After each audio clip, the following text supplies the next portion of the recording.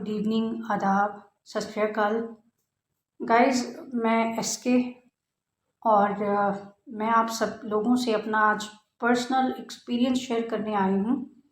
मतलब personal experience आपसे share करना चाहती हूँ।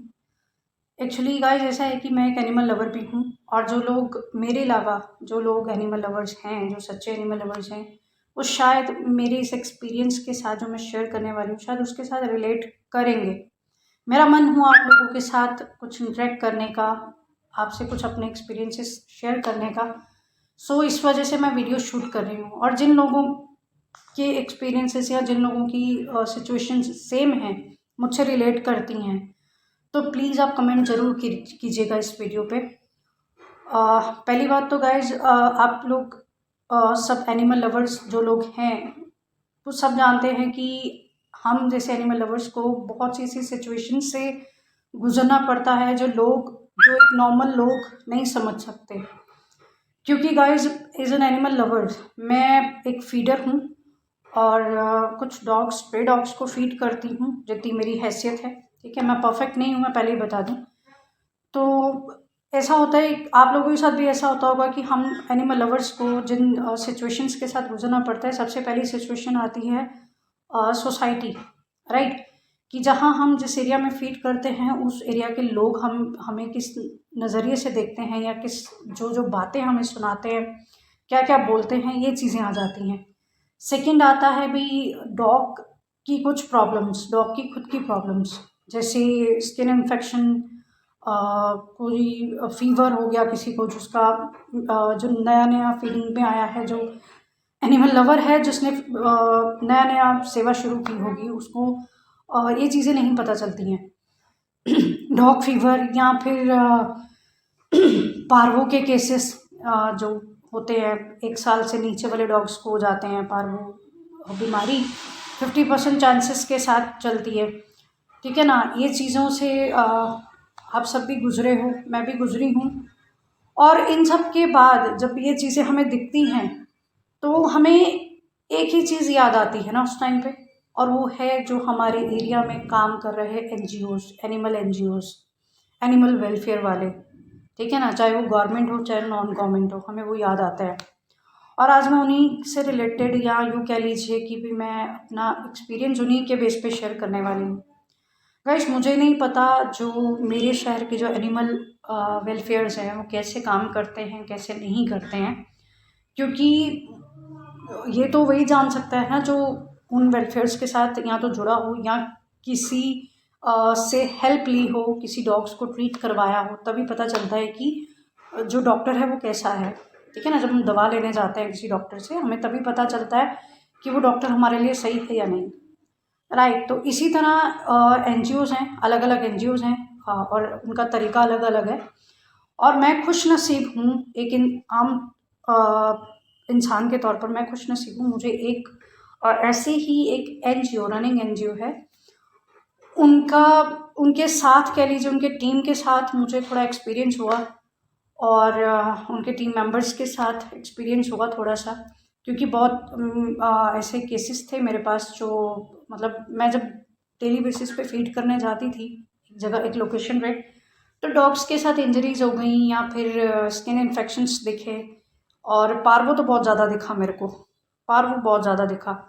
और उसमें मेरी हेल्प, मैं गलत नहीं बोलूँगी, जो लोग मतलब टीम के बाहर भी हैं, जिस NGO की, जिस टीम की मैं बात करने वाली हूँ, उस टीम के जो बाहर से थे, एक मैम थे, दीप्ति मैम, मैं शायद अपनी कुछ वीडियोस में पहले भी उनका नाम ले चुकी हूँ।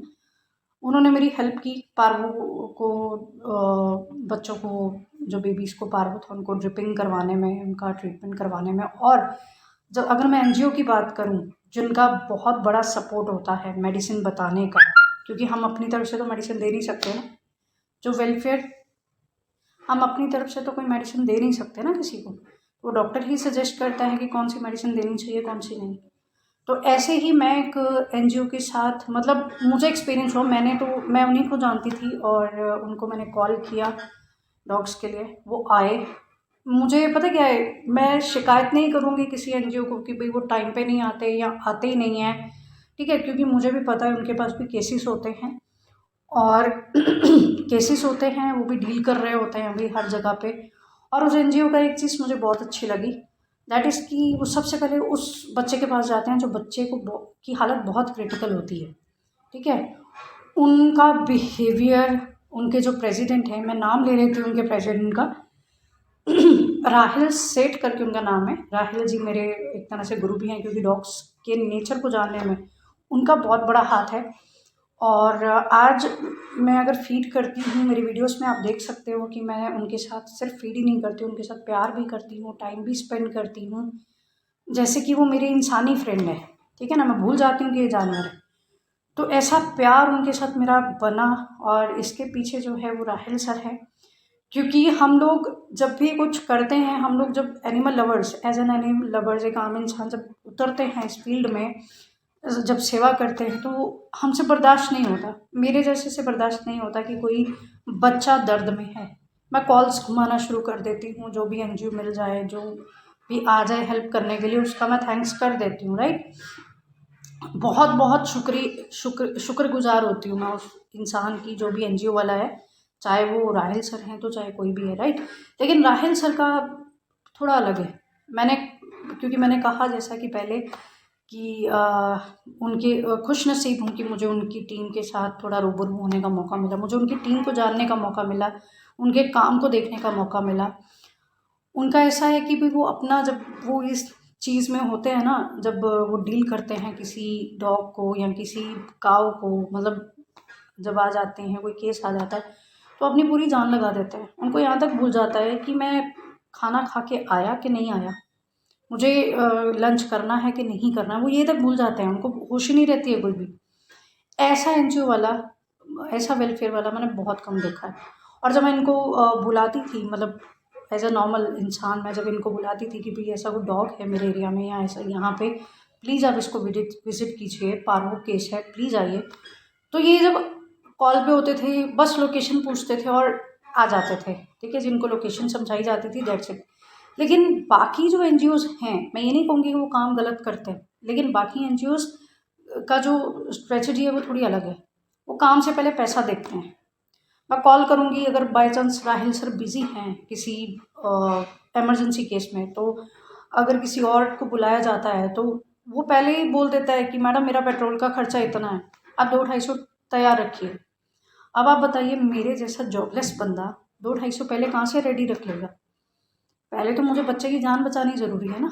सबको ऐसा होना चाहिए, जब अपनी फैमिली में बात आती है तो हम क्या करते हैं, पहले पैसा देखते हैं कि, तो जब हमारी फैमिली में बात आती है तो हम पैसा देखते हैं या इलाज देखते हैं पहले। मुझे किसी से कोई ऑब्जेक्शन नहीं है, मुझे किसी एनजीओ से कोई ऑब्जेक्शन नहीं है, किसी की मदद करने जा रहे हैं, हम कहते हैं हम सेवा कर रहे हैं, लेकिन सेवा करने से पहले ही हम बोल देते हैं कि भाई आप हमारा इतना चार्ज तैयार रखिएगा, हम पेट्रोल का खर्चा लेंगे। पहले आप देख तो लीजिए सामने वाला देने लायक है कि नहीं है, वो दे पाएगा कि नहीं दे पाएगा। राहिल सर की मुझे ये बात बहुत अच्छी लगती है। वो पहले ही फैमिली देखते हैं, अगर किसी के घर भी ट्रीट करने जाते हैं तो पहले फैमिली देखेंगे, फैमिली कैसी है, उनका रहन सहन कैसा है, वो देने लायक है या नहीं है, फिर वो अपनी फ़ीस बताते हैं। अदरवाइज़ अगर स्ट्रे को भी डील कर रहे हैं, तो स्ट्रे को जो जो उनसे डील करवा रहा है, जो उनसे हेल्प ले रहा है, वो उनकी कंडीशन देख के बात करते हैं कि भाई ऐसा है। और सिर्फ यही नहीं, रात रात को अपनी जान पे खेल के ट्रक्स रोक रहे हैं भाई। काउस की तस्करी होने से कितनी रोकी है उन्होंने। डे एंड नाइट काम कर रहे हैं, डे एंड नाइट, 3-3 4-4 बजे तक उनकी वीडियोज़ अपडेट्स आती हैं। मुझे अच्छा लगता है, मतलब जो लोग काम, हो सकता है मेरी बात से किसी एनजीओ वाले को या किसी वेलफेयर वाले को बुरा लगे, लेकिन सॉरी, मैं आप लोगों को हर्ट नहीं कर रही हूँ, बल्कि मैं ये कह रही हूँ, देखिए उनकी अपडेट्स आती हैं, राहिल सर अपडेट डालते हैं हर केस की, हर छोटे से छोटे केस की अपडेट देते हैं। आप भी दीजिए, पता चले, क्योंकि ट्रस्ट बनाने से बनता है, ऐसे नहीं। और मैं सिर्फ राहिल भाई को या राहिल की एनजीओ एनिमल ह्यूमेन, इनको सिर्फ सपोर्ट नहीं कर रही हूँ कि हाँ भाई मैं उनके साथ हूँ, मुझे काम करने का मौका मिला तो वो अच्छी है और बाकी एनजीओस बेकार हैं, ऐसा मैं नहीं कह रही हूँ। पर जो आँखों से दिखा, जो खुद महसूस हुआ, जो बीच में रह के किसी के साथ, जब कहते हैं ना समंदर का पानी ठंडा है या गर्म है, ये जानने के लिए समुंदर में पैर डालना पड़ता है। और मुझे मौका मिला, राहिल सर कहती हूँ मैं उनको, मैं भाई निकल रहा है क्योंकि मैं भाई मानती हूँ। और जो भी इस काम में है, जो भी सेवा कर रहे हैं, वो सभी मेरे भाई बहन की तरह ही हैं। लेकिन ऐसा है ना कि रात रात जब मुझे ज़रूरत पड़ती है या रात को कई बार होता है, तो मैं काफ़ी हद तक देखती हूँ कि हर बार राहिल भाई की वीडियो दिखती है और किसी एनजीओ वाले की वीडियो नहीं दिखती, कोई अपडेट्स नहीं दिखते। रात को कोई इमरजेंसी आ जाए, कुछ हो जाए, तो कोई नहीं होता है वहाँ पे। सो मैं यही कहना चाहूँगी कि राहिल भाई को जाते जाते कि भाई मैं इस वीडियो का एंड कर रही हूँ एक्चुअली, और मैं जाते जाते यही कहूँगी कि राहिल भाई आप जो कर रहे हो, ऑल द बेस्ट। और मैं एज अ नॉर्मल इंसान आपके लिए डेली प्रेयर्स करती हूँ, ताकि आप हमेशा जो है वो ठीक रहें, तंदुरुस्त रहें, ताकि आप तंदुरुस्त रहेंगे तभी आप सुपर हीरो बन के जितने भी स्ट्रे डॉग्स हैं, जितने भी बेजुबान हैं, आप उनको ट्रीट कर पाओगे। और इसके अलावा एक आपको थैंक्स बोलना चाहूँगी राहिल सर कि सिर्फ अपनी तरफ से नहीं, कि आपने मुझे मौका दिया अपने साथ अपनी टीम को जानने का या अपनी टीम के बीच में कुछ टाइम स्पेंड करने का, बल्कि थैंक्स इन अपने जो मेरे स्ट्रे फ्रेंड्स हैं 10, 11 या 12 जितने भी हैं मेरे साथ जो जुड़े हुए हैं, जितने और भी स्ट्रे फ्रेंड्स हैं जिनके साथ अभी आप जुड़े नहीं हो, उनकी तरफ से भी आप लोगों को आपको थैंक यू। साहिल वीरा और राहिल वीरा दोनों को थैंक यू, क्योंकि आप जैसा सुपर हीरो ही ये बच्चे डिज़र्व करते हैं।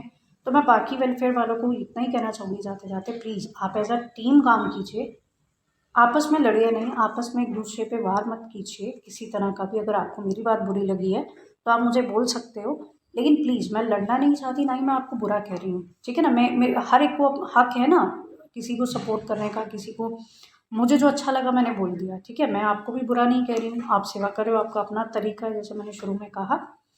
सो एट द एंड राहिल वीरे स्टे ब्लेस्ड रहिए, और वाहिगुरू मेहर करे कि ਤੁਸੀਂ जिन्ने भी केसिस ट्रीट करो ਤੁਹਾਨੂੰ बेजुबान जिन्ने भी बच्चे ने उन्होंने दुआवां लगन, ब्लैसिंग्स लगन, ਤੁਹਾਡੀ पूरी फैमिली ਨੂੰ ब्लैसिंग्स मिलन। और ਤੁਸੀਂ अपना भी ध्यान रखो। तो एक बार फिर ਜਾਂਦੇ ਜਾਂਦੇ ਜਿਹੜੇ ਮੇਰੇ फ्रेंड्स ने, ਜਿਹੜੇ ਮੇਰੇ बेजुबान ਬੱਚੇ ਨੇ ਜਿਨ੍ਹਾਂ ਦੇ ਵਿੱਚ ਮੈਂ ਬੈਠਦੀ ਹਾਂ, ਜਿਨ੍ਹਾਂ ਦੇ ਨਾਲ ਮੈਂ ਟਾਈਮ ਸਪੈਂਡ ਕਰਦੀ ਹਾਂ, ਉਹਨਾਂ ਦੇ ਵੱਲੋਂ ਉਹ ਵੀ ਮੈਨੂੰ ਕਹਿ ਰਹੇ ਸੀ ਕਿ ਰਾहिल ਵੀਰੇ ਨੂੰ प्लीज़ एक बार थैंक यू जरूर कहना। तो उन्होंने वालों भी बहुत बड़ा सारा बिग थैंक यू। और अपना ख्याल रखियो। Thank you very much.